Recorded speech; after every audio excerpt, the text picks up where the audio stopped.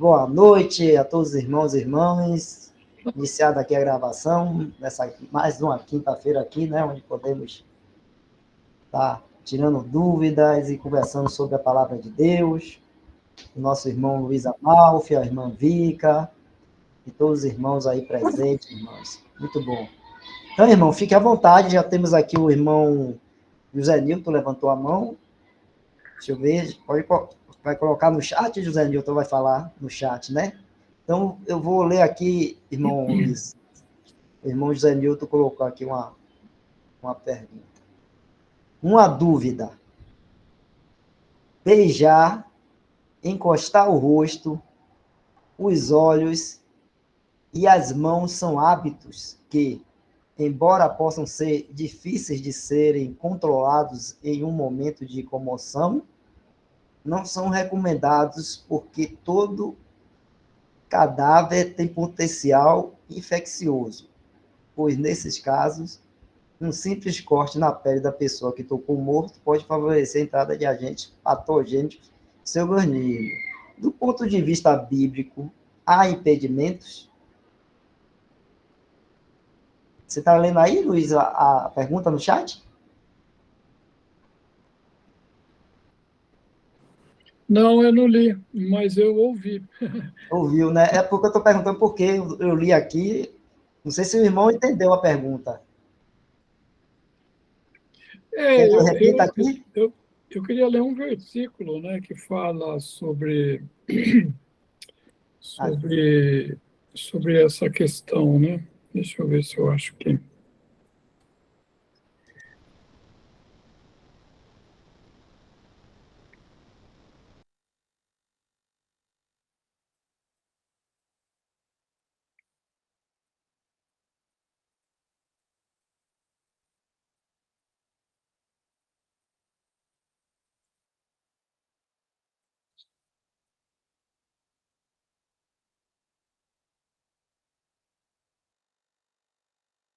Jefferson, está tranquilo aí para apresentar a Bíblia? Será que o que o irmão perguntou é num funeral, ou algo assim? Não sei se eu entendi direito a pergunta. É isso, irmão, que você quer saber? Ele falou aqui que sim, Luiz Amalfi. É isso aí. É, isso, isso é mais uma questão como chama? A Bíblia não fala nada a respeito disso, né?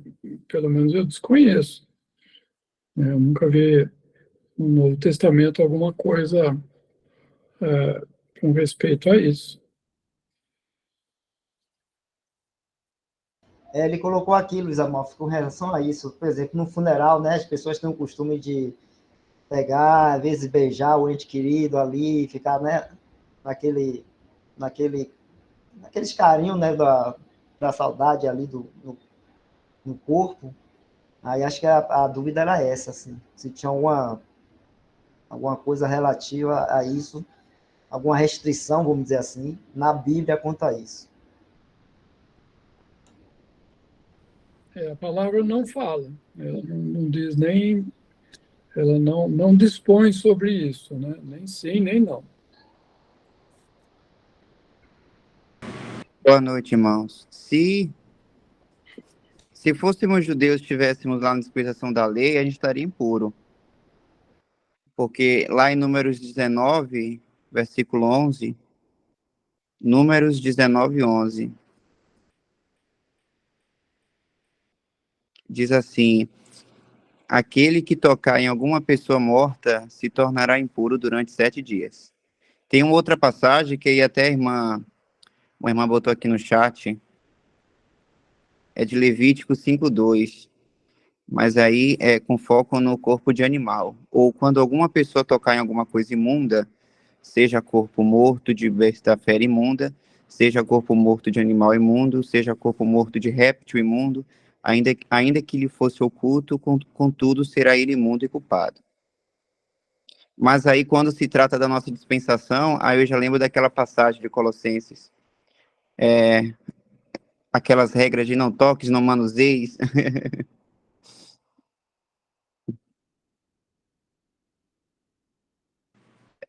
No caso, não é dizendo isso, não, exatamente isso, não, mas a gente pode ler até a passagem, né? Porque aquilo também tem com base na questão na questão de cristãos acharem que, né, precisa seguir a lei ou certas práticas por Deus, por achar que Deus continua a achar imundo ou algo assim.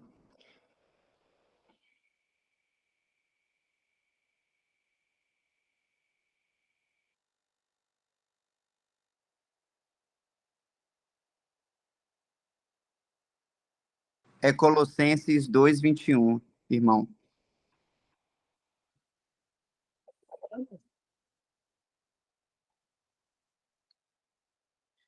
Aí, a partir do 20, se, pois, estáis mortos com Cristo, quanto aos rudimentos do mundo, por que vos carregam ainda de ordenanças, como se vivesseis no mundo, tais como, não toques, não proves, não manuseis, as quais coisas todas perecem pelo uso, segundo os preceitos e doutrinas dos homens, as quais têm, na verdade, alguma aparência de sabedoria, em devoção voluntária, humildade e em disciplina do corpo, mas não são de valor algum, senão para a satisfação da carne.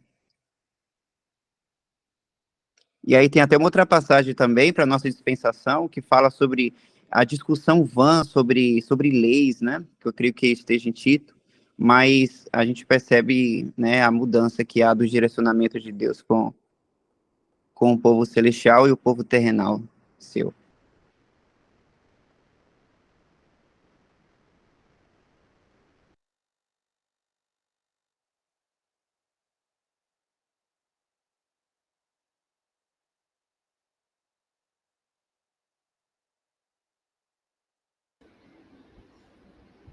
Ok.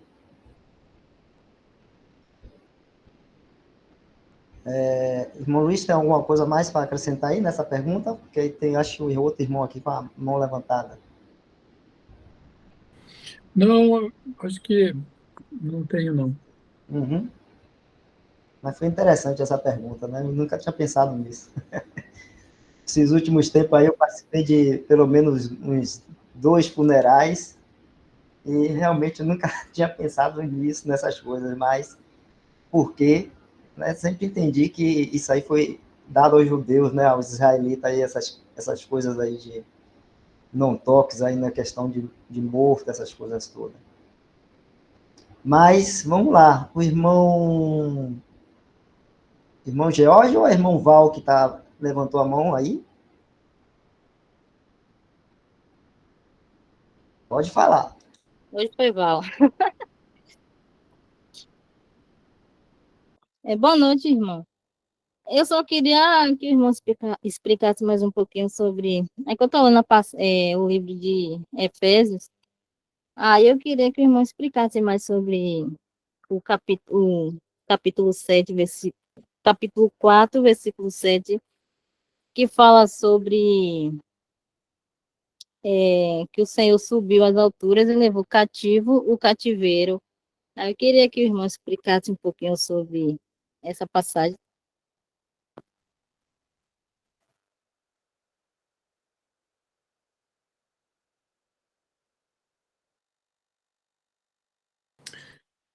Quando fala que isso fala da ressurreição, né? O Senhor, quando ele foi ressuscitado e depois ele andou aqui durante 40 dias com os seus discípulos e depois ele sobe para o céu, né? E o que eu entendo disso é que lá em Apocalipse, capítulo 1, fala que na morte do Senhor, versículo 18, Apocalipse 1, 18, ou talvez 1 e 17. E eu, quando vi João falando aqui do Senhor, né, caí a seus pés como morto, e ele pôs sobre mim a sua destra, dizendo-me: não temas, eu sou o primeiro e o último, e o que vivo e fui morto, mas eis aqui estou vivo para todo sempre. Amém. E tenho as chaves da morte e do Hades. É a palavra que está escrito inferno, mas o correto é Hades, que é onde os mortos estão, né? O corpo da, da, daqueles que deixam esse mundo, eles vão para a sepultura, né? Ou eles vão para a morte, né? Quem morre é o corpo, não é nem a alma nem o espírito, né? Separando, né? Cada coisa, né? Então quem morre é o corpo. Então o Senhor tem a chave da morte e tem a chave também do Hades, onde ficam os espíritos e as almas daqueles que também partiram, saíram desse mundo por meio da morte, né? Ou seja, separação do corpo da alma do espírito. O corpo vai à morte, né? O cemitério, e o espírito e a alma eles vão para o Hades. E o Senhor tem as chaves hoje, né? Da morte e do inferno. E ele vai libertar na sua vinda, né, ele vai usar a chave da morte do inferno e tirar de lá todos aqueles que são seus, né, na sua vinda. E depois ele vai usá-las novamente no último dia, na verdade, né, quando vai ocorrer o grande trono branco, ele vai usar novamente essa chave para trazer novamente, né, as pessoas, aqueles que não creram, para que eles sejam julgados. Então, eu entendo que essa parte, quando ele fala que subindo ao alto levou o cativo, o cativeiro, ele levou consigo essas coisas, né? Essas chaves que fala, né? O chave, na verdade, é o poder agora sobre a morte, sobre o Hades, agora está na mão do Senhor, né? Antigamente, Satanás tinha esse domínio e ele, por assim dizer, ah, deixava as pessoas com medo porque não sabiam o que havia, etc., né? Mas hoje isso está na mão do Senhor.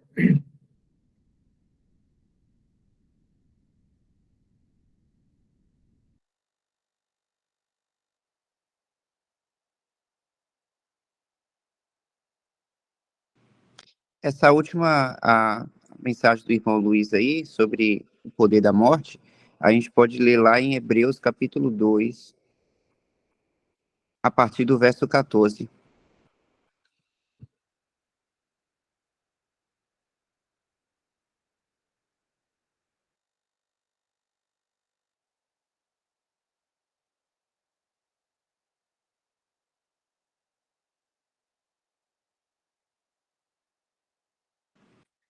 E visto como os filhos participam da carne e do sangue, também ele participou das mesmas coisas, para que pela morte aniquilasse o que tinha o império da morte, isto é, o diabo, e livrasse todos os que, com medo da morte, estavam por toda a vida sujeitos à servidão.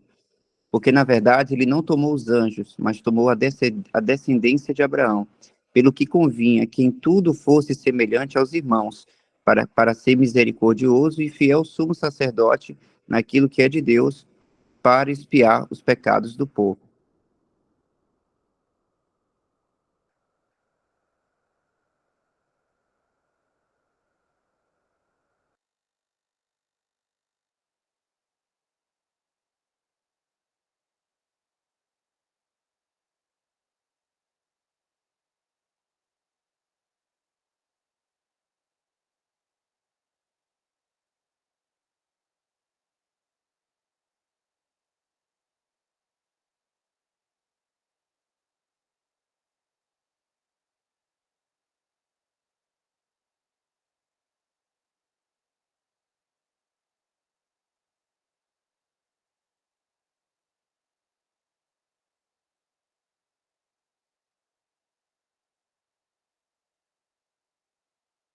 Tem uma passagem no livro eu estou vendo o livro de Efésios, o comentário do Bruce a respeito dessa pergunta que a irmã fez, e ele fala assim, o apóstolo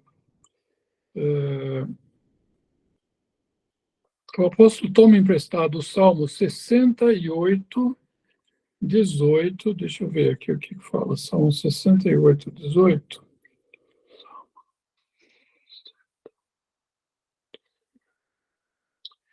18.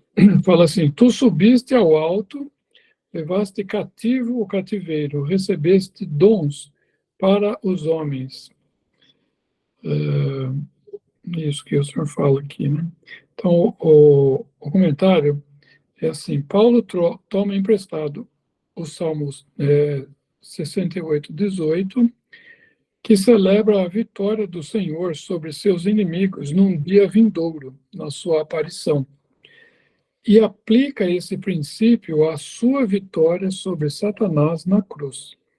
Tendo derrotado Satanás pela morte, Hebreus 2,14, o Senhor trouxe crentes em sujeição a si mesmo, que outrora eram escravos de Satanás. Assim como quando um conquistador retorna vitorioso da batalha, trazendo com ele o espólio retirado do inimigo, como prova da vitória, semelhantemente, Cristo tem ostentado sua vitória por conceder dons aos que eram cativos de Satanás. Versículo 8.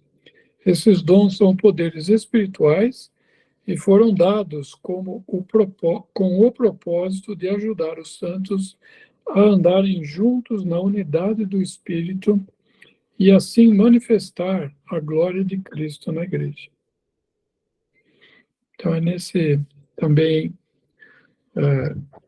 corroborando isso que o Michel falou, também tem esse comentário do Bruce a respeito desse versículo. Botei no chat, inclusive, o livro aí para os irmãos que tiverem interesse em ler. O livro do Efésios, Comentários de Efésios de Bruce Anstey.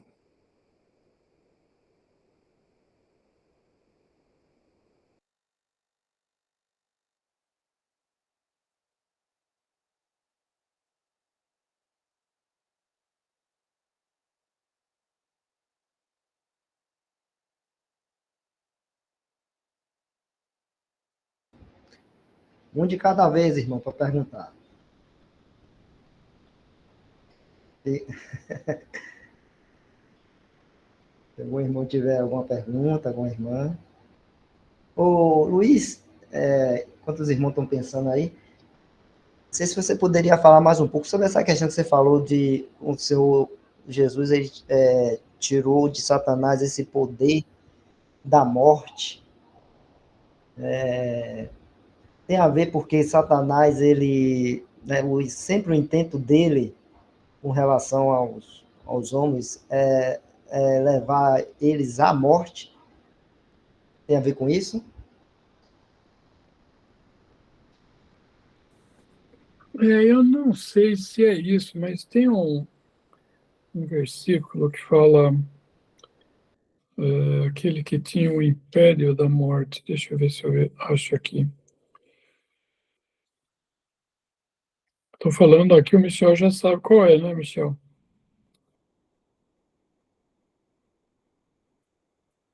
É Hebreus 2,14 também, é isso aí.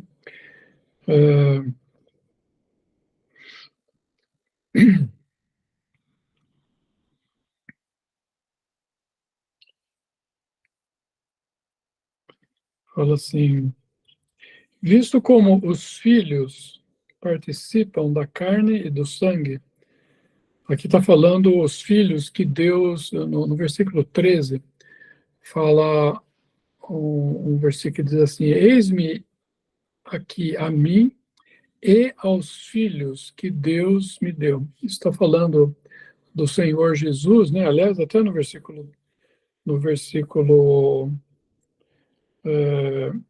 desde o 9, né? Está falando do Senhor. Vemos, porém, coroado de glória e de honra aquele Jesus que fora feito um pouco menor do que os anjos por causa da paixão da morte, para que pela graça de Deus provasse a morte por todos. Ou por tudo, né? Tem um versículo que fala que ele provou a morte por tudo, por todas as coisas.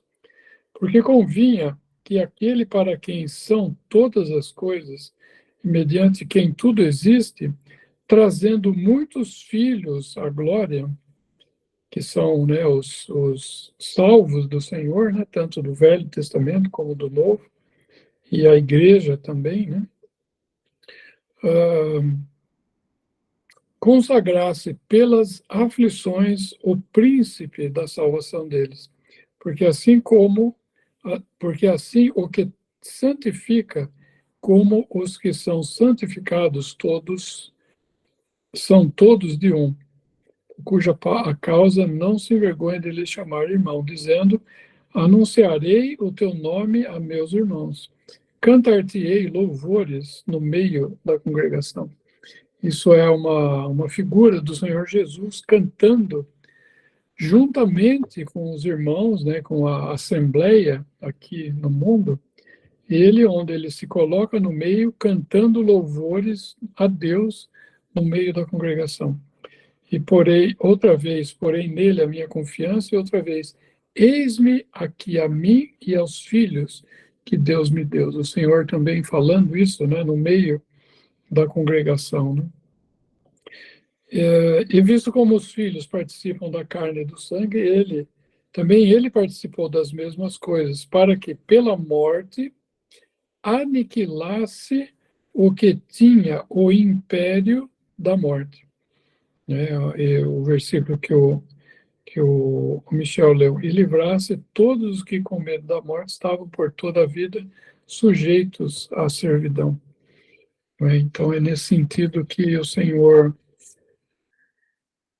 ele retoma, né, para si tudo aquilo que o homem, que Adão, havia perdido quando ele se sujeitou, vamos dizer assim, né, ele caiu da posição que ele estava.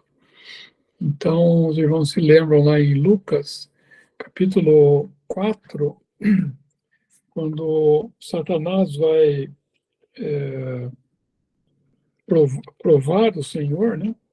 O Senhor é levado no deserto, e a intenção da provação do Senhor era para mostrar para os homens que ele era perfeito. Deus sabia que ele era perfeito, mas a provação dele mostrou que ele realmente era perfeito, e por isso que ele foi provado, né? Satanás fala assim no capítulo 4, versículo 6. O versículo 5, só para contexto, né? E o diabo, levando-o a um alto monte, mostrou-lhes num momento de tempo todos os reinos do mundo. E disse-lhe o diabo: dar-te-ei a ti todo este poder e a sua glória, porque a mim me foi entregue, e dou-o a quem quer. Quem entregou, vamos dizer isso aqui, ao diabo foi Adão, na verdade, quando ele peca, né, e ele cai da sua posição. Deus havia o colocado como cabeça da criação, e ele cai, e a criação juntamente, né, com ele cai. Mas o Senhor não, o Senhor veio para resgatar tudo aquilo que Adão, o homem Adão, havia perdido. Então, Cristo, o segundo homem, ele veio para resgatar tudo aquilo que o primeiro homem havia perdido, né? Então, por isso que fala ali em 2 Pedro, capítulo 2, 2 Pedro 2, versículo 1.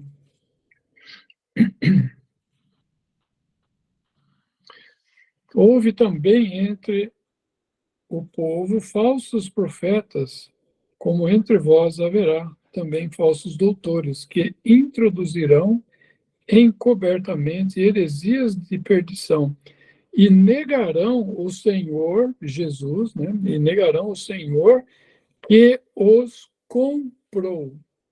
Aqui está falando resgatou, mas os falsos doutores não foram resgatados.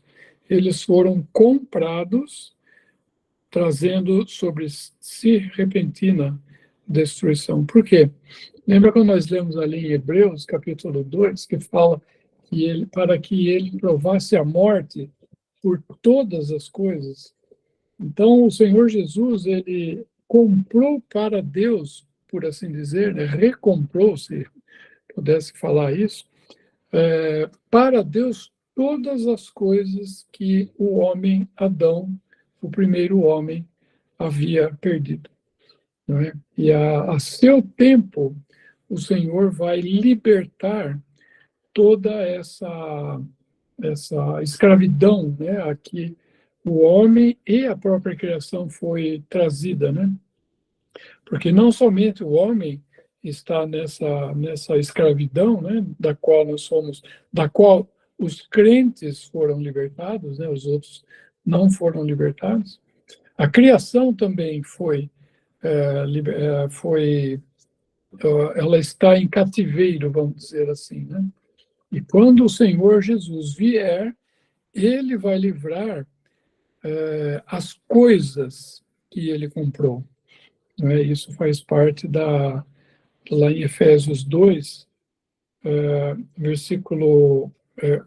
aliás, Efésios 1, versículo 14, versículo 13 e 14, que fala, o Darby fala da possessão adquirida. Eu vou ler aqui no Darby, Efésios 1, 13, né? Fala assim. No final do 12 fala em Cristo, né? Esperamos em Cristo, em quem também vós estáis, depois que ouviste a palavra da verdade, o evangelho da vossa salvação, e tendo nele também crido, fostes selados com o Espírito da promessa, o qual o Espírito é o penhor da nossa herança, da possessão de Deus, para louvor da sua glória. O Darby fala assim, o qual é o penhor da nossa herança para a redenção da possessão adquirida, para louvor da sua glória. Para redenção da possessão adquirida. Esse de Deus aí que está está em itálico, né? Na verdade, é a possessão adquirida. Então, o Senhor Jesus, na sua morte, ele adquiriu, ele comprou, lembra aquele versículo que nós temos em 2 Pedro 2, versículo 1? Ele comprou todas as coisas, ele comprou todos os homens, toda a criação, não é? E aqueles que são redimidos, né? Alguns são comprados e não redimidos, outros são comprados e redimidos, como é o nosso caso, né? E esse pensamento da compra e redenção, né? E libertação é o exemplo que os irmãos dão, que ajuda a gente a entender por que uns foram comprados e não libertados, né? É o que fala lá em Pedro. É a mesma coisa que imagina no tempo da escravidão, havia, né, o comércio de homens, né? E eles esses homens eram vendidos, né? Vamos dizer assim. E alguém poderia comprar um homem para trabalhar na sua propriedade ou alguma coisa nesse sentido, né? Então, quando havia a compra, essa pessoa, por assim dizer, ele mudava de dono, não é? Mas ele não mudava de condição.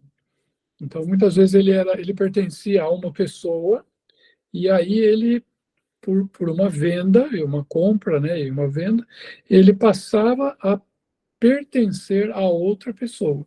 Mas ele ia na mesma condição de escravo, né? Agora, o que Deus fez com a gente, o Senhor Jesus, por assim dizer, ele comprou a nossa propriedade, a propriedade de nós mesmos, né? Nós saímos da propriedade, vamos dizer assim, de Satanás e passamos a ser propriedade de Deus, não é? E só que nós fomos trazidos, né, como a esse novo dono, como escravos também, não é? Só que esse novo dono, esse bom novo dono, o que ele fez? Além dele nos comprar, ele também nos redimiu, ou seja, ele nos libertou daquilo ao que nós estávamos presos. Então, nós tínhamos um mau patrão, vamos dizer assim, um mau senhor, e a gente estava numa péssima condição, né? E agora nós temos um bom senhor e nós temos uma excelente condição. Então, isso aqui a obra de Cristo fez, né? Ela nos tirou, em Filipenses, na Colossenses fala, tirou-nos como é que é? Do império das trevas e nos transportou para o reino do Filho do seu amor, né? Então, isso é o que o Senhor Jesus fez, né? Então, por isso que fala ele levou cativo esse grande cativeiro, né, que havia. Até aí.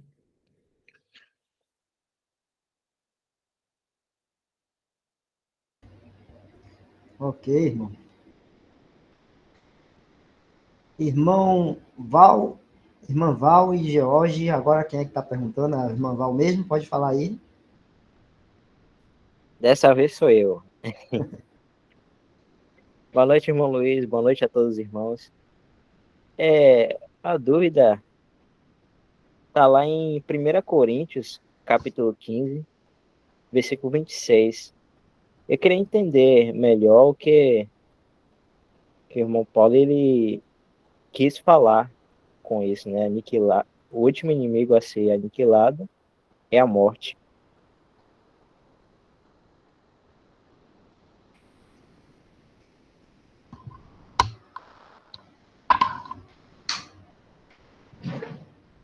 A morte, ela foi algo que aconteceu por causa da desobediência, né? O Senhor Deus, né, como Deus é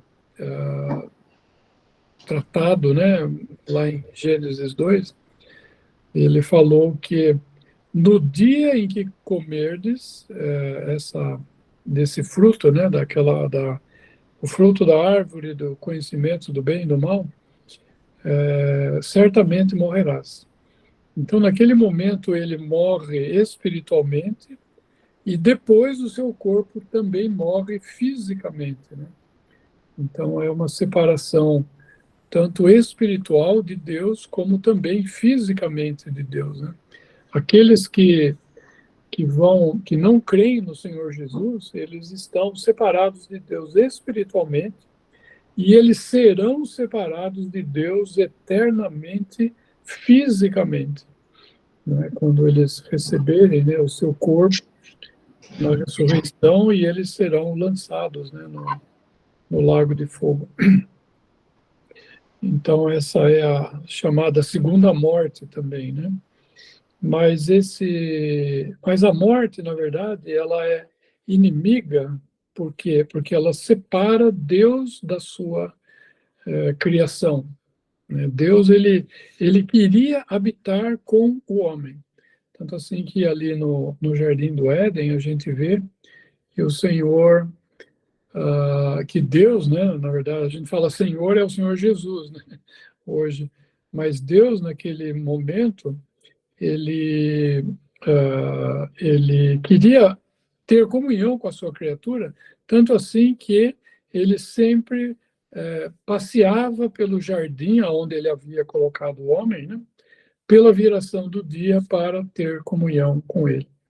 Depois que o homem peca, o homem sai do jardim, né, é expulso do jardim, e Deus, então, ele acaba, né, passa o tempo, ele chama Abraão dentre as nações, faz um pacto com ele, e os descendentes de Abraão constroem o tabernáculo, e Deus vem habitar no tabernáculo. Né? Isso por quê? Porque Deus queria ter comunhão com o homem.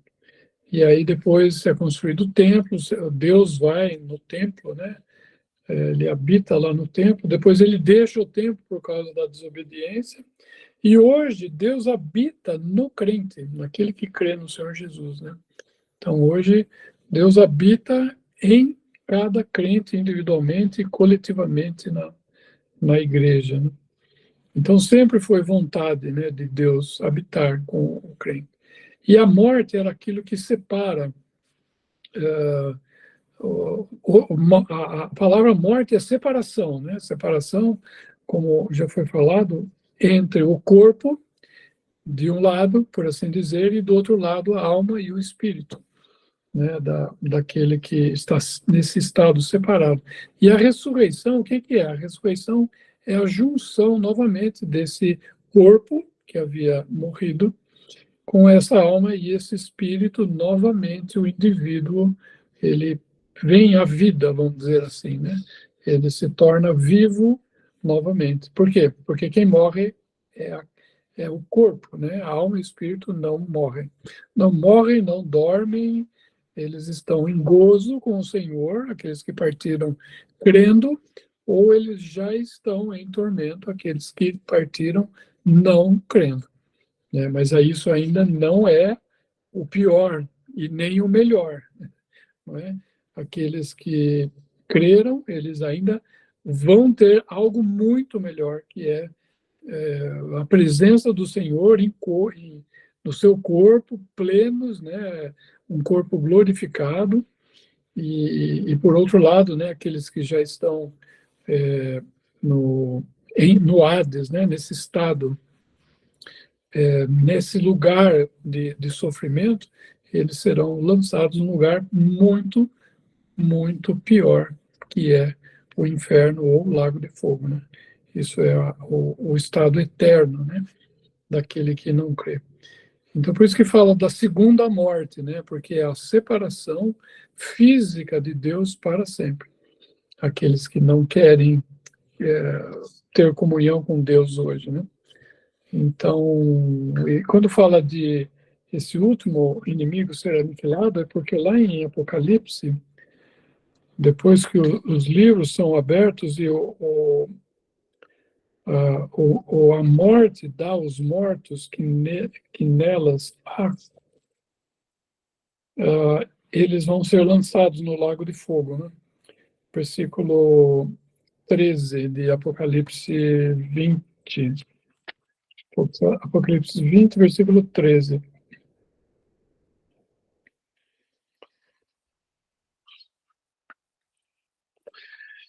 Fala assim: e deu o mar os mortos que nele havia, e a morte, que tem o corpo, e o inferno, que não é inferno, é o Hades, é a morte que tem os corpos, e o Hades, que tem a alma e o espírito. Então, a morte e o Hades deram os mortos que neles havia, e foram julgados, cada um segundo as suas obras. E a morte e o Hades foram lançados no lago de fogo, ou inferno. Lago de fogo e inferno nós estamos falando da mesma coisa, não é? E quando nós falamos desse estado intermediário, é a morte e o Hades, né? Então, a morte e o Hades serão lançados no lago de fogo. Esta é a segunda morte. E aquele que não foi achado escrito no livro da vida foi lançado no lago de fogo. Então, quando fala, né, do último inimigo a ser aniquilado, a morte, é nesse sentido. o Jefferson, que tá mencionando, entendeu? Então, a morte ela vai ser tirada, né? Porque ela, por assim dizer, ela não tem mais função. Na eternidade, não existe essa separação de corpo, alma e espírito, né? Todos vão estar ressuscitados. Alguns estarão ressuscitados em extrema bênção e outros estarão ressuscitados em extrema perdição, né? Aqueles que não creram.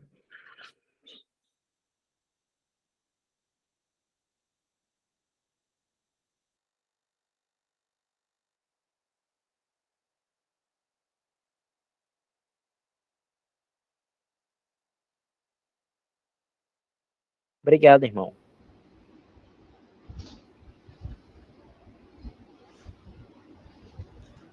A irmã Lusitana tinha levantado a mão, irmã? Era. Entendi o irmão falar sobre os que foram comprados, mas não redimidos. Eu fiquei com um pouco de dúvida. Mas se der para explicar, tudo bem, irmão. Sim.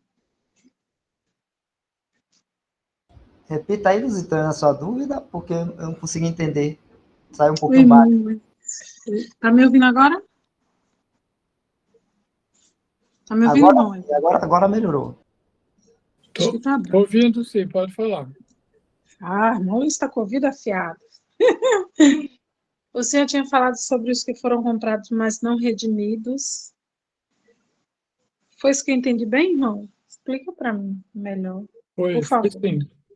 E vem, abre lá em Mateus 13, tem uma outra figura desses que foram comprados e não redimidos. É Mateus 13, versículo 44.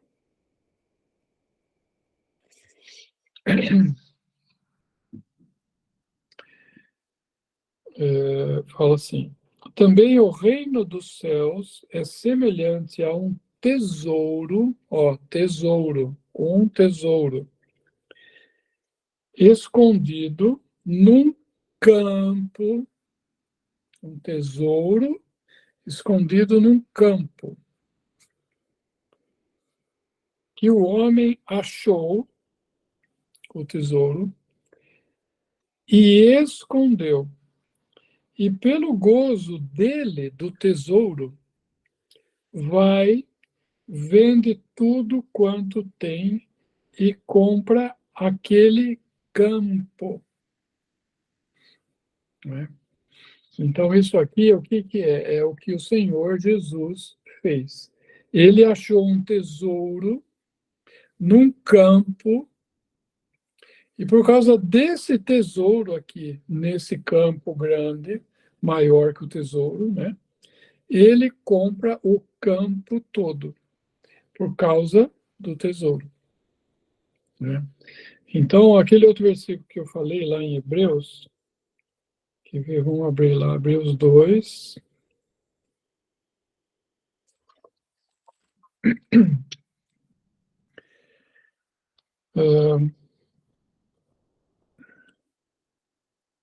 Versículo 9. Vemos, porém, coroado de glória e honra aquele Jesus que fora feito um pouco menor do que os anjos por causa da paixão ou do sofrimento da morte, para que, pela graça de Deus, provasse a morte. Jefferson, abre esse versículo. Vamos ver como é que o Darby coloca esse versículo aí. Está vendo que fala por todos, por todos, por todos, por todo homem. O Darby fala for everything. Está vendo as três últimas palavras do versículo? For everything. For everything significa por todas as coisas, ou por cada coisa. O Senhor morreu por cada coisa. Ele comprou todas as coisas. Isso você traduziu aqui, obrigado. Então, essa é a tradução correta desse versículo. O Senhor provou a morte, experimentou a morte por todas as coisas, não somente os homens redimidos, mas ele provou a morte por todas as coisas, não é? E isso é a propiciação, aquilo que satisfaz a Deus. Isso se chama propiciação. Aquilo que satisfaz ao homem se chama substituição. Então, o Senhor Jesus, ele provou a morte por todas as coisas, mas ele não pagou o pecado de todos os homens, né? Existe uma grande diferença entre você provar a morte, ele provar a morte por todas as coisas e ele pagar o pecado de todos os homens. Isso não é verdade. A segunda coisa, ele não pagou o pecado de todos os homens. Ele morreu para Deus por todos, mas nem todos creem nele. Essa é a grande questão, não é? Então, todos aqueles que são salvos, os seus pecados foram perdoados, foram levados por Cristo na cruz. Aqueles que não creem no Senhor Jesus, seus pecados ainda estão sobre essas pessoas, né? Abre lá em João 3:36.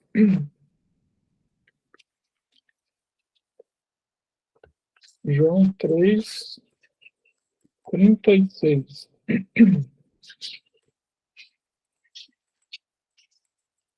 Fala assim: aquele que crê no Filho tem presente, não é futuro, vai ter, é presente. Aquele que crê no Filho tem a vida eterna. Mas aquele que não crê no Filho não verá a vida, mas a ira de Deus sobre ele permanece. Imagina alguém andando na rua, um incrédulo, está lá andando, né, se divertindo, contente e tal. A ira de Deus está sobre essa pessoa, né? Se aquele que não crê no Filho não verá a vida, mas a ira de Deus sobre ele permanece, né? Então você imagina a seriedade que é um homem não crer no Senhor Jesus. A ira de Deus vai cair sobre essa pessoa, né? Então, o homem não tem escolha, ele tem que crer no Senhor Jesus como seu Salvador. Senão, a ira de Deus sobre ele permanece. Não sei se ficou claro, irmã, essa questão do campo comprado por causa do tesouro. Então, o Senhor comprou todas as coisas por causa dos salvos, por causa daqueles que são remidos, redimidos, perdoados, porque Cristo pagou o preço do pecado. Perfeitamente, irmãos. Obrigada.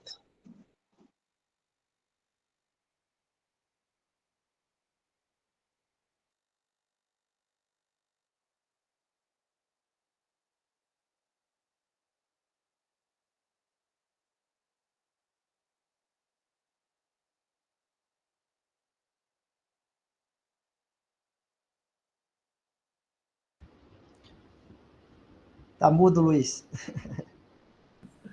Eu ia fazer uma pergunta para o Michel. Ia perguntar assim, Michel, isso é assim ou não?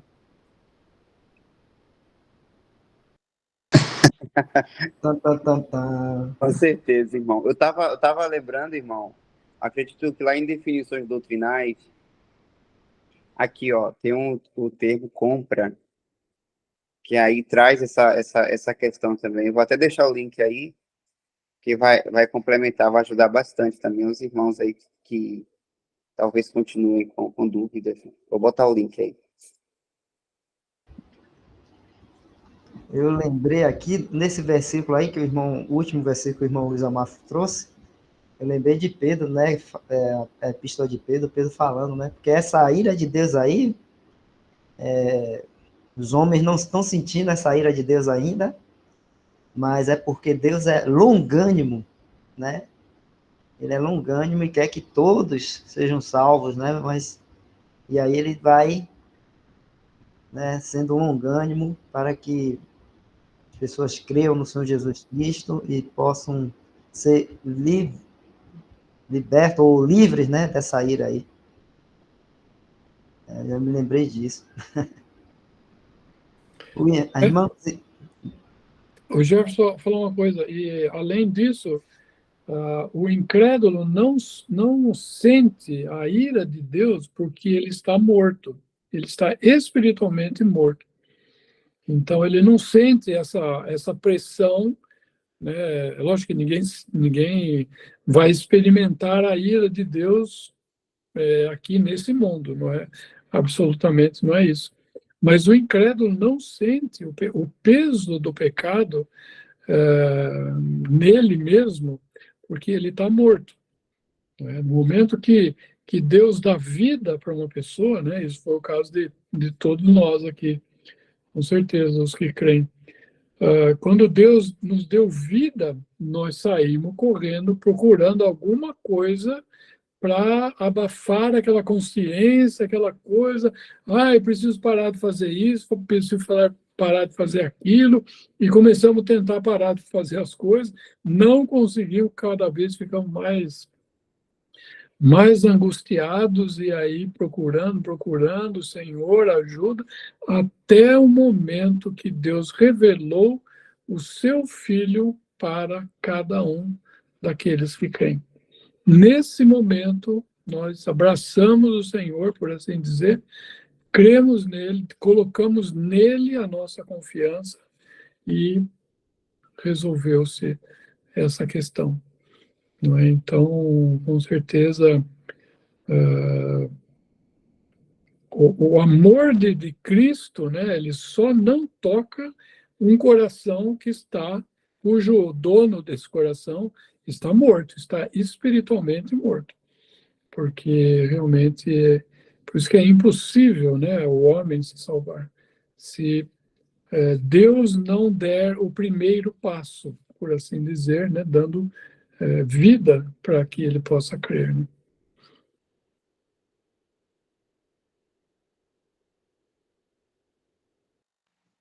Irmão Luiz, eu ouvi de um irmão há uns dias atrás e eu fiquei muito. Aquilo me pareceu tão óbvio, mas às vezes a gente não pensa nisso. Eu queria que o senhor me confirmasse. Quer dizer, para mim ficou óbvio, né? Mas eu fiquei assim. Ele falou o seguinte, que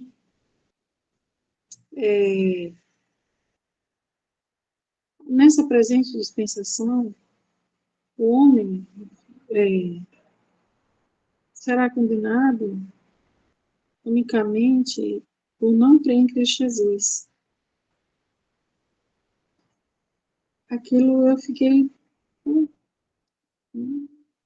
não por ser bom, ou por ser ruim, ou por ser isso ou aquilo, mas por não crer em Cristo. Aquilo me pareceu muito óbvio, e agora o senhor citou, João, eu já tinha lido também, depois que ele falou sobre isso, e eu fiquei bastante, aquilo mexeu muito comigo, assim, porque é algo, assim, muito óbvio, mas que a gente, muitas vezes, não se dá conta disso. É, é, é concernente isso, irmãos?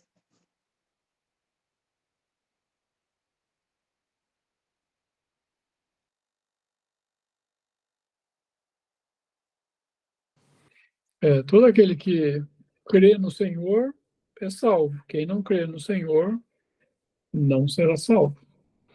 Esse o divisor de águas, né? Não é quem fez ou deixou de fazer, é quem crê ou quem não crê. Deus não vai perguntar o que eu fiz ou o que eu não fiz. Ele vai perguntar se a pessoa creu ou não creu, né? Então, esse é o que separa é a pessoa do Senhor, né?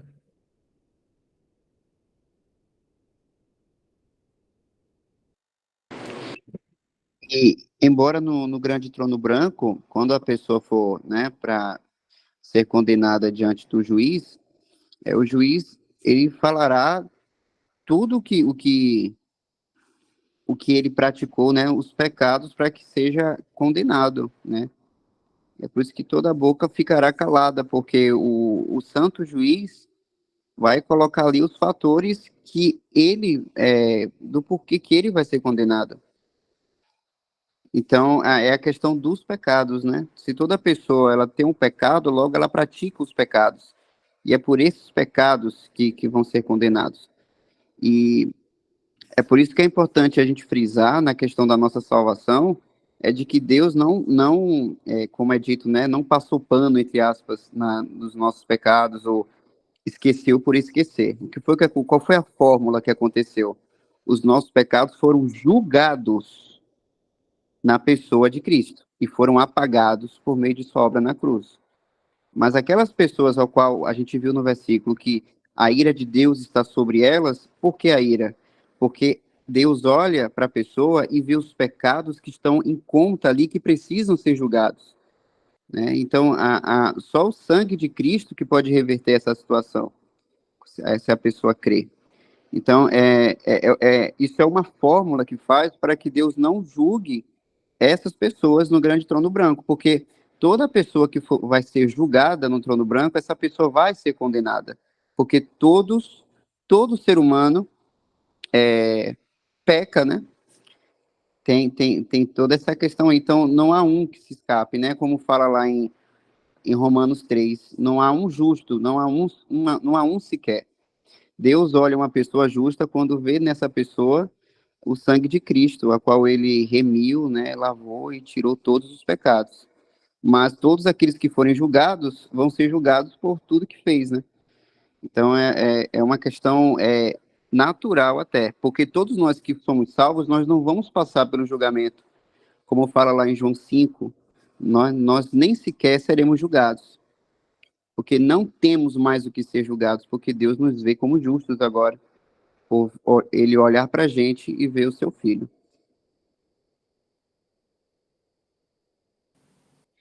Exatamente. E interessante isso que o Michel falou, que a gente nem vai ser julgado, né? Nós nem vamos entrar no tribunal, não é? Então, esse grande trono branco aqui, né, que é a última, por assim dizer, o último julgamento que o Filho do Homem fará, que é o julgamento dos mortos, né? E eu queria ler também em Apocalipse 20, versículo 12. Apocalipse 20, versículo 12. Não tem nada. Que fala assim, e vi aliás, versículo 11, perdão, versículo 11, e vi um grande trono branco, isso que o Michel estava falando, né? E o que estava assentado sobre ele, que é o Senhor Jesus, de cuja presença fugiu a terra e o céu, e não se achou lugar para eles. E vi os mortos. Perceba que que não são os vivos, né? Mas aqui fala dos mortos. Por que os mortos? Porque está se falando daquele que não tem vida divina, né? E vi os mortos, grandes e pequenos, que estavam diante do trono. Então, esses mortos aqui, não é que eles são mortos, que eles não estão vivos. Eles estão vivos, ressuscitados, mas eles estão mortos porque eles não têm vida divina, eles não têm novo nascimento. vi os mortos, grandes e pequenos, que estavam diante do trono, e abriram-se os livros, plural, abriram-se os livros. E abriu-se outro livro, singular. Abriu-se outro livro, que é o da vida. E os mortos foram julgados pelas coisas que estavam escritas nos livros, plural. Por quê? Porque os seus, escritos nos livros, segundo as suas obras. Por quê? Porque o nome deles não está escrito no livro da vida. Né? Então, isso é muito importante. Então, abre-se os livros das obras. Não é? Nós temos um livro de obras também. Todo homem vivo, não é? Todo homem que viveu, tem um livro das obras.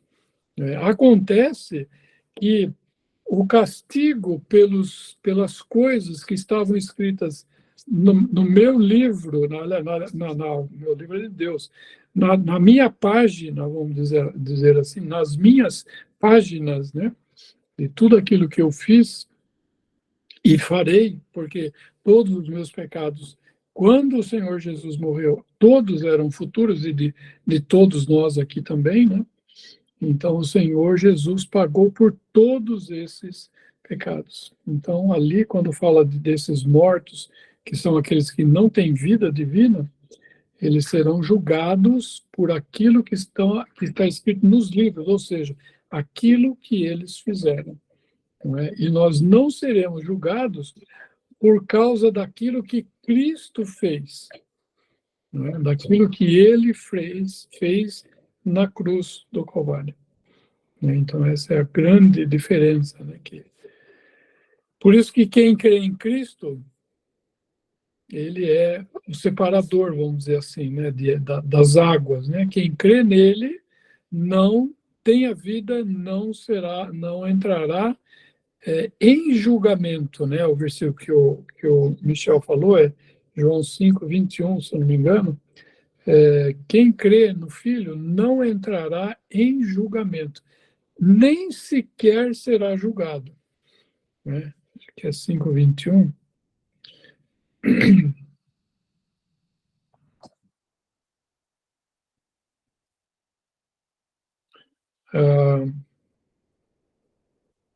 Não é. Vou abrir minha Bíblia aqui. Você lembra qual que é, Michel?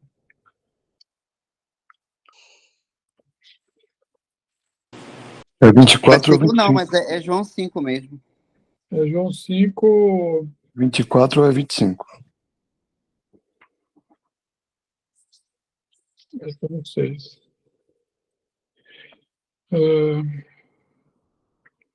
É 24 ali, ó. 24, isso mesmo. Obrigado, irmão. Na verdade, vos digo que quem ouve a minha palavra, o Senhor Jesus está falando, né? Na verdade, vos digo que quem ouve a minha palavra e crê naquele que me enviou, tem a vida eterna e não entrará, a palavra aqui está condenação, não é condenação, é julgamento. Abre o Jefferson, abre esse versículo aí, vamos ver se tem uma versão que fala julgamento. Não entrará em condenação não é, sobe mais um pouco. Condenação, não entra em juízo. Tá certo, não entra em julgamento, seria melhor. Porque o juízo é a sentença, o julgamento aqui, ó, volta para cima. Aqui, ó, a versão é uma versão católica de Jerusalém. Não vem a julgamento. Essa versão está melhor do que qualquer outra ali que normalmente a gente usa. Não vem a julgamento, mas passou para a morte, da morte para a vida. O Darby também fala assim, e a King James também, um pouquinho mais para baixo. O Darby fala não, a King James fala condenação, está errado também. Não vem para judgment, né? Não, um pouquinho antes. Fala de julgamento. pouquinho antes, aí passou da morte para a vida, né? Death into life. Um pouquinho antes, Jefferson. É, Um pouquinho antes aí na linha. Ah, ele está traduzindo. isso. Não entra em julgamento, tá vendo? Então, nem no tribunal vai entrar, né? Não é que não entra em condenação, porque em condenação dá a impressão que a pessoa vai ser julgada, só que ali no julgamento ele vai ser absolvido. Não é isso. A gente sequer entra em julgamento. Não é? A gente sequer entra em julgamento. Esse é o pensamento, né? E os outros serão julgados, e como o Michel falou, eles vão ser julgados e eles vão ser condenados. Não é que eles vão ser julgados e aí vai se ver que, não, ele é inocente e ele vai ser absolvido. Não, ali não há absolvição, ali só há condenação.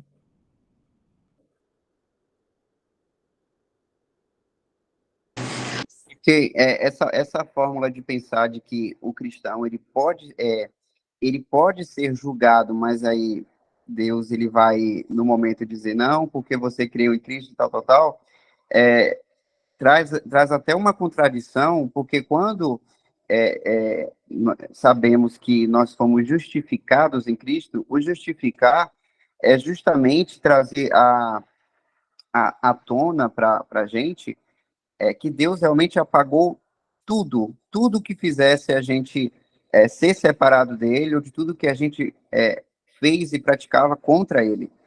Então, ele não traz a memória mais. Então, se houvesse esse julgamento e ele falasse tudo que a gente fez para ser uma possível condenação, para no final ele falar que não vai ser, traz essa fórmula de que no momento ele vai lembrar, mas vai dizer que perdoou a gente. Mas o nível da nossa salvação é nessa questão de que ele simplesmente apagou de sua mente, vamos dizer assim, como éramos e tudo que a gente fez, né, tudo que tem relação ao pecado, como nós somos realmente santificados 100%, sem faltar um décimo, porque a obra de Cristo foi 100%, então a nossa justificação também foi 100%. Então, por isso que nós nem sequer entraremos no julgamento, porque Deus olha para a gente e pensa, não há suspeitas. Porque uma pessoa, quando vai ser julgada, tem que ter lá os atos que ou a pessoa realmente cometeu ou é um suspeito para ver se é inocente ou acusado, como há nos julgamentos aqui do mundo, né? Se uma pessoa não fez, por exemplo, quando vai ter um julgamento de um crime, aí vão ser julgados os suspeitos. Por quê? Achou prova em algum lugar, achou prova no WhatsApp, por exemplo, que poderia ter matado uma pessoa, e aí, com aquele julgamento vai ter o júri, né, como tem no mundo, e aí vai dizer se a pessoa é culpada ou inocente. Só que, aos olhos de Deus, nem sequer há suspeita em nós de que fizemos alguma coisa ou de que estamos contra ele alguma coisa, porque ele nos vê totalmente limpos. E é importante frisar que esse momento aconteceu somente uma vez em nossas vidas, a partir do momento que a gente criou no Evangelho da Graça. Então, é uma coisa que envolve a nossa posição e que não há suspeitas, né? E aí eu me lembrei até de um versículo em Efésios 5, quando fala da igreja.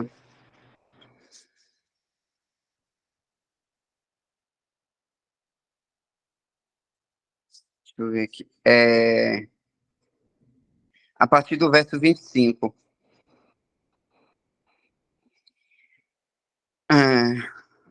Vós, maridos, amai vossas mulheres, como também Cristo amou a igreja, e a si mesmo se entregou por ela, para a santificar, purificando-a com a lavagem da água pela palavra, para apresentar a si mesmo igreja gloriosa, sem mácula, nem ruga, nem coisa semelhante, mas santa e irrepreensível. Aqui a gente vê várias características de quê? De limpeza, de justificação, gloriosa, não tem mácula, não tem ruga, nada semelhante, mas é santa e irrepreensível, ou seja, não há suspeita. Então, aquele que não é suspeito não tem por que entrar em julgamento para poder ver se é inocente ou culpado.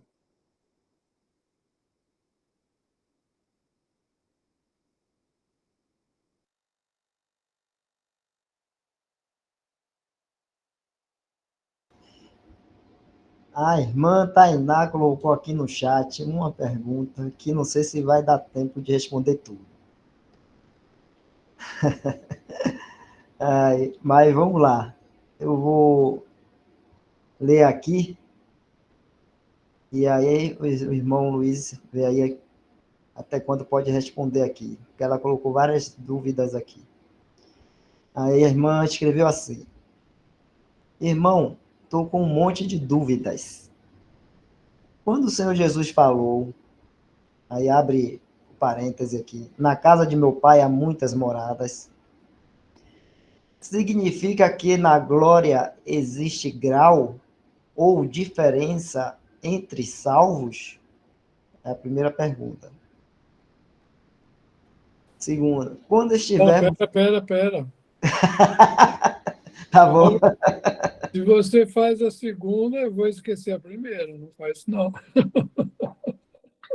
tá bom. Sim, vou responder rápido. Sim, haverá diferença de pessoas, né? Existem os santos do Velho Testamento, os santos que viveram na época antes do dilúvio, os santos que viveram depois do dilúvio, os santos que viveram na época de Israel, os santos que viveram na época que o Senhor Jesus estava aqui. Hoje, os santos que estão vivendo, né, na época da igreja, os santos que viverão na época da tribulação, da grande tribulação, e morrerão, serão ressuscitados, terão a sua parte celestial. Então, cada um desses santos, né, dessas pessoas, salvo as crianças que morreram hoje, né, às vezes de um aborto espontâneo, ou criança pequena que morreu, uma doença, alguma coisa assim. Então, todos esses, cada um deles vai ter, né, ou por assim dizer, tiveram algum conhecimento de Deus, não é? Então, cada um deles vai ter sei lá, um grupo, uma coisa assim, será uma companhia, mais uma companhia de salvos no céu, né? Diferentemente da igreja, e aí vai. Então, por isso que o senhor fala, né, desses... Na casa de meu pai há muitas moradas, né?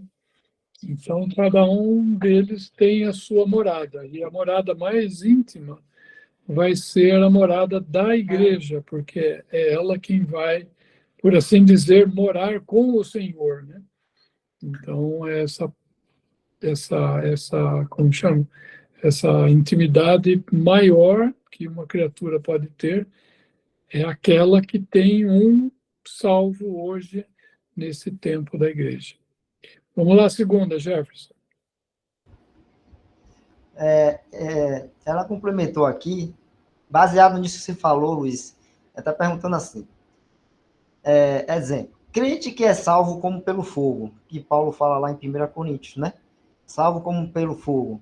Seria que nem o ladrão na cruz? Você já está fazendo uma relação com o ladrão, o malfeitor na cruz. Seria um crente, um salvo que passou como pelo fogo? Seria, é o que eu entendi, né? Ela está perguntando. Não, na verdade, isso aí está falando lá em 1 Coríntios 3, né? E ali está falando de obras que a gente vai fazer aqui na Terra, né? Então, tem ali no versículo 13, né? Você até abriu aqui já, obrigado, Jefferson. A obra de cada um se manifestará. Obra não é a pessoa, é aquilo que ele fez. Na verdade, o dia a declarará, porque pelo fogo será descoberta. E o fogo provará qual seja a obra. Não é a fé, não é outra coisa. É a obra de cada um. Se a obra, novamente, está falando de obra, né? Se a obra de cada um, que alguém edificou nessa parte permanecer, receberá galardão. Se a obra de alguém se queimar, sofrerá detrimento, mas o tal será salvo, todavia como que pelo fogo. Né? Então, o que está falando aqui é que nós somos salvos, a nossa alma é salva mas as nossas obras serão provadas lá no tribunal de Cristo, né? Logo depois do arrebatamento, o que vai acontecer no céu? Vai acontecer o tribunal de Cristo, né? Onde o Senhor vai, por assim dizer, passar o filme novamente da nossa vida, né? E o Senhor do meu lado, eu vou ver toda a minha vida, mas não com os meus olhos, por assim dizer, né? Como eu vi a minha vida, mas como o Senhor viu a minha vida, né? Então, isso vai magnificar, né? Engrandecer extremamente a graça de Deus, porque eu vou ver realmente o quão mal eu sou, e eu vou ver realmente o quanto o Senhor Jesus me amou, porque apesar de eu ser aquilo que eu não sabia o que eu era, né? Porque todo mundo faz uma ideia de si mesmo, né? Mas lá no tribunal de Cristo nós vamos ver o quão mal nós somos, o quão mal nós somos, na verdade, né? E apesar disso, o Senhor, conhecendo isso, o Senhor foi até a cruz por nós, né? Então esse amor dele vai ser muito engrandecido depois do tribunal de Cristo, né? Então é isso que vai acontecer. Então aquele que creu, mas por assim dizer, viveu uma vida inteiramente para si mesmo, né?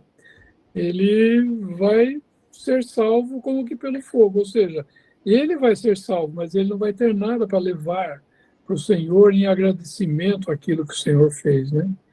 E a nossa vida, na verdade, aqui, ela mostra o valor que Cristo tem por nós, né? Com certeza, né?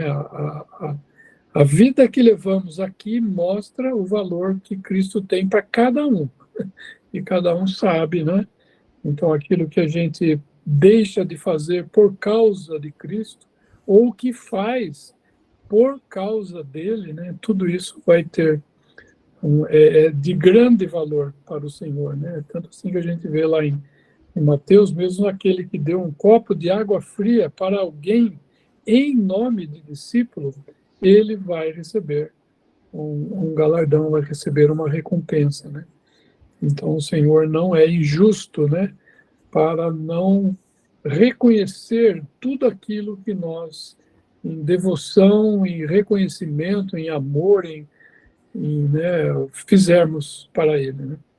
Então é isso que está falando aqui. No caso do malfeitor na cruz, ele foi salvo porque ele creu, né, em Jesus Cristo, no Messias dele, né, no caso. Com certeza. Por exemplo, o ladrão na cruz, ele não pertence à igreja. Por quê? Porque ele morreu antes de crer no Senhor Jesus como seu Salvador e ter começado a igreja, né? Todos aqueles que creram no Senhor, mas morreram antes, né? Por exemplo, João Batista, lembra que o Senhor Jesus fala que não houve homem maior do que João Batista. Dos nascidos de mulher, não houve maior do que João Batista. João Batista é o homem maior que existe, maior que Salomão, maior que Davi, maior que todos. Mas aquele que pertence ao reino dos céus é maior, o menor no reino dos céus é maior do que João Batista. Por quê? Por causa do conhecimento, por causa da luz que o Senhor revela para um e revela para outro. Por isso que das várias famílias, né? Aliás, é uma família só, é a família de Deus, né? Mas dos vários grupos dentre essa grande família, né? Que todos esses têm, né? Porque todos são filhos, né? Nesse sentido, né? Porque Deus deu vida para cada um deles, né? Certo. Aí, continuando aqui na sequência de perguntas da irmã Tainá, ela pergunta: quando fala de galardão, também fala de posição do crente ou ocupação quando estivermos com o Senhor? Galardão fala não fala de posição em Cristo, porque todos têm a mesma entrada, a mesma posição em Cristo. Então, não importa que seja um irmão que se converteu com 1 ano de idade, viveu 90 anos todos os dias, e um que viveu ali, que se converteu 5 minutos antes de morrer, por exemplo, o ladrão na cruz, né? O ladrão na cruz é um exemplo de alguém que estava realmente recebendo o que mereciam as suas obras, né? Ele era ladrão, deve ter feito várias coisas pelas quais ele foi condenado, e só que ele creu, né? Ele creu e ele está salvo, porque salvação não é por aquilo que eu fiz ou não fiz, né? É por aquilo, aliás, é por em quem eu creio, né? Então, é nesse sentido, né? Mas cada um receberá de Deus aquilo que fez. E isso vai valer, né, apenas durante o milênio. O galardão que a gente vai receber, ele vale durante o milênio. Por quê? Porque ele é algo que nós vamos receber por causa que são as boas obras que Deus preparou de antemão para que andássemos nela, né? Lembra Efésios 2, versículos 9 e 10, né? Então, é aquilo que Deus preparou para a gente fazer e a gente fez, né? Porque Deus preparou um monte de coisa para todos nós fazermos e o problema é que nós não fazemos. Nós preferimos fazer as coisas para nós mesmos, né? Preferimos viver do nosso jeito, do jeito que a gente quer viver. Então, se nós vivermos do jeito que Deus quer que nós vivamos, nós vamos receber um galardão, uma recompensa por aquilo que Deus já preparou para que a gente ande naquilo, né? Ou seja, está tudo pronto, né? A gente só não faz porque a gente realmente não quer fazer, né? A provisão de Deus para todo crente andar de uma forma santificada, separada, com devoção para o Senhor, né? Enfim, com o coração inteiro para Ele, né?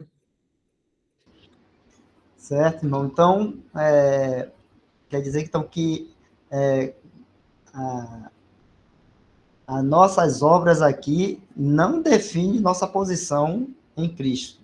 É isso, porque é a última parte da pergunta dela aqui. No caso, ela está perguntando, no caso, de acordo com as obras aqui da terra, define nossa posição? A posição não, porque a nossa posição é igual de todos, né? A pessoa que viveu 90 anos fazendo a vontade do Senhor todos os dias vai ter a mesma posição do que aquele que se converteu 2 minutos antes da sua morte e viveu esses outros 90 anos de maneira ímpia, etc. Por quê? Porque salvação não depende do que fazemos. Isso é posição. Agora, galardão é algo que nós vamos ter para mostrar a glória de Cristo durante o milênio, não é? Então, vai haver posição de acordo com a nossa fidelidade. Posição não. Vai haver, não é posição em Cristo, mas é posição no reino. Lembra quando o Senhor fala assim,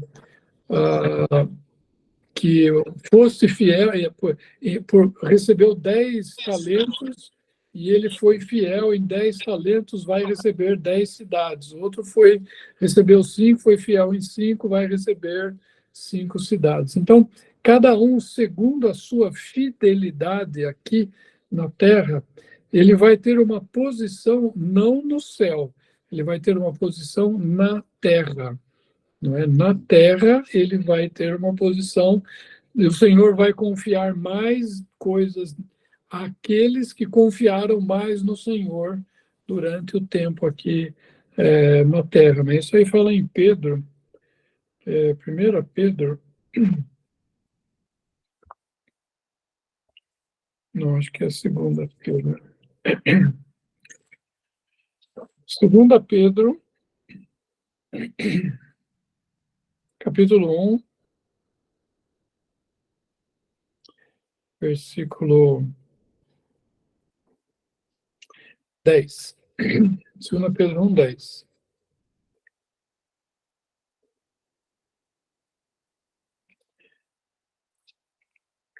Fala assim, portanto, irmãos, procurai fazer cada vez mais firme a vossa vocação e eleição, porque fazendo isto nunca jamais tropeçareis. Porque assim vos será amplamente concedida a entrada, presta bem atenção, no reino eterno de nosso Senhor e Salvador Jesus Cristo. Não é entrada no céu. Muita atenção. Será amplamente concedida a entrada no reino. No reino é o reino milenar do Senhor Jesus. Não é no céu. A entrada no céu, o título de entrada no céu é o sangue de Cristo sobre aquele que crê. Então, eu entrarei no céu por causa dos méritos de Cristo. E qualquer outro que entrar no céu é por causa dos méritos de Cristo. Nada, absolutamente nada do que eu fiz ou do que eu não fiz. É por aquilo que Cristo fez, entrada no céu. Agora, aqui está falando de entrada no reino. Quando fala de reino eterno, é esse reino de 1000 anos. Não é,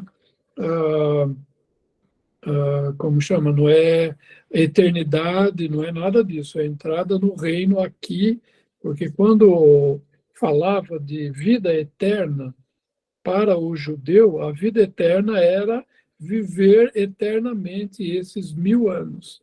Não é? E, então, aqui, procurai, no versículo 10, fazer cada vez mais firmes a vossa vocação, não é? Porque então será amplamente concedida a entrada no reino.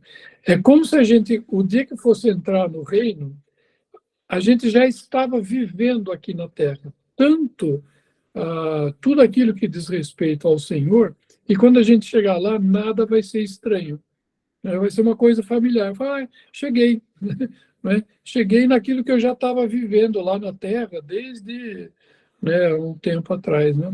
Agora, para aqueles que não estão, por assim dizer, acostumados, né, a andar no caminho do Senhor, vai ser, vamos dizer assim, estranho, né?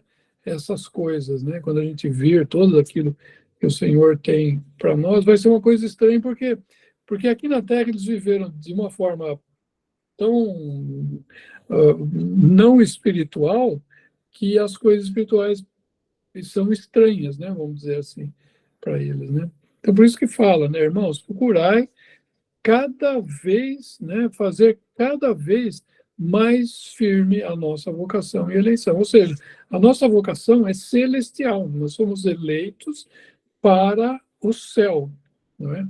Então, a gente deve viver com isso, né, a cada momento aqui na Terra, né? Isso vai fazer o quê? Que a gente se desconecte, né, com essa Terra, com as coisas da Terra. E, por outro lado, se conecte com o céu e as coisas do céu, né? Como fala lá em Colossenses, né, o Filipenses, agora não lembro. Buscai as coisas que são de cima, né, onde Cristo habita. Nós devemos buscar as coisas que são de cima. A irmã Tainá está agradecendo aqui. Acho que respondeu todas as suas dúvidas, né, Tainá? Deu outro joinha aí? Ah, tá dando ali. Beleza. Ok.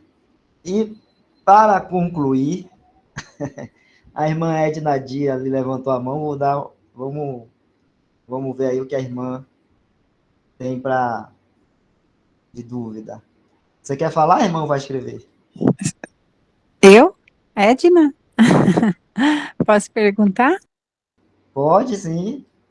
É só para tirar, para ficar bem certinho na minha mente. Então, o galardão, ele se dá durante o milênio, e terminando, acabou o galardão. É isso, irmão Amalfi?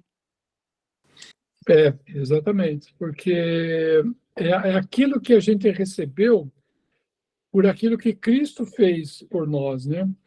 Então, e quando a gente volta, porque durante o milênio, a gente vai ter uma administração, de alguma forma, né, nós vamos participar da administração do reino, aqui juntamente com o Senhor, né?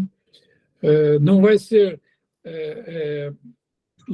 localizadamente aqui na terra, mas vai ser um reino que o Senhor vai reinar dos céus na terra, né? E o Senhor vai habitar no céu e nós, igreja, habitaremos com ele juntamente, né? E até no milênio, o Senhor, a esposa, a igreja, melhor, a igreja é vista como esposa do Cordeiro, não como noiva do Cordeiro. Então, hoje nós somos a noiva, depois do casamento nós seremos a esposa, aquela que vai ajudá-lo a reinar o reino, e quando chega a eternidade, depois do milênio, aí a igreja volta a esse caráter de noiva, e ela vai ser eternamente a noiva de Cristo. Por quê?